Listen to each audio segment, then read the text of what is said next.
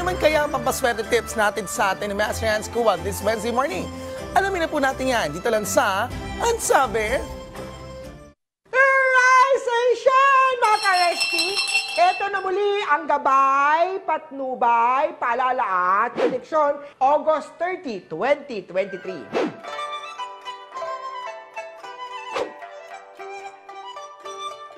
Magandang bungad sa mga pinanganak ng Year of the Rat dahil Happy Love Life Star ay activated ngayong araw. Mas magiging matamis ang pag-ibigan nyo, kaya naman paghandaan ang date nyo. Makakatanggap ka naman ng malaking halagang pera, matutong magtabi at mag-invest para hindi ito agad mawala. Brown at 5 ang swerte sa Year of the Rat.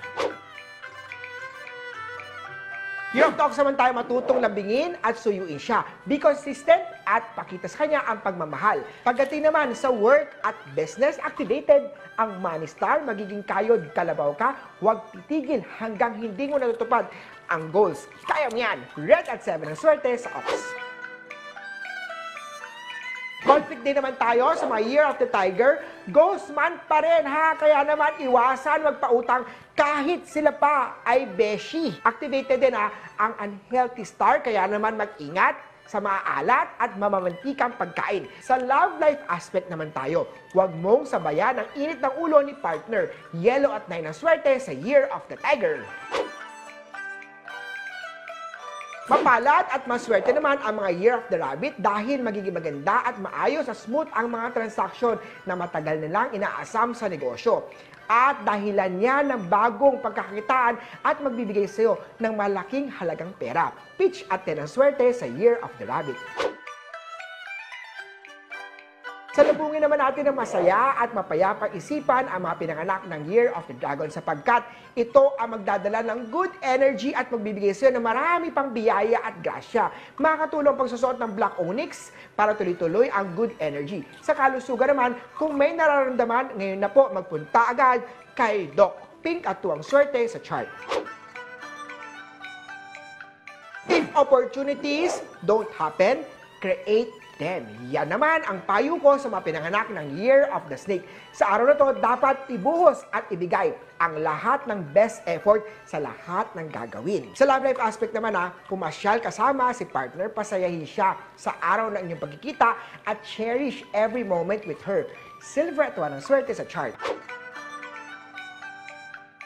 May paparating naman na blessing sa mga pinanganak ng Year of the Horse. Activated kasi ang Fertility Star. Siya ang magbibigay ng bagong sigla at saya sa buong pamilya. Love life aspect naman, siya ang tunay at tapat na magmamahal sa iyo. Kaya naman, huwag na huwag mo siyang papakawalan pa. Ibigay lagi ang best and nothing but the best para kay partner. Green at 9 ang swerte sa chart. Maging mapatawad sa mga nagkasala sa mga pinanganak ng Year of the Goat. Dahil sa ganyang paraan, mas lalong gagaan ang kalooban. Kapag lagi kang good vibes, maaaring pumasok ang mas marami pang blessing na magbibigay sa iyo ng tuloy-tuloy na swerte at biyaya. Meron din ang activated ang Fertility Star ngayong araw. Siya ang magbibigay ng bagong inspirasyon at kulay sa inyo ni partner. Wow! Congrats! Gold at 15 ang swerte sa chart. Sa mga pinanganak naman tayo ng Year of the Monkey, ikaw ang pinakamaswerte today.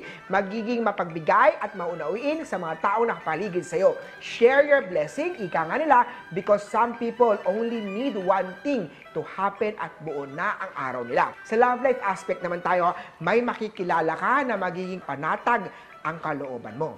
Take your time na mas makilala mo pa siya at malay mo, siya na nga ang the one para sa iyo. Blue at 20 ang swerte kay Year of the Monkey.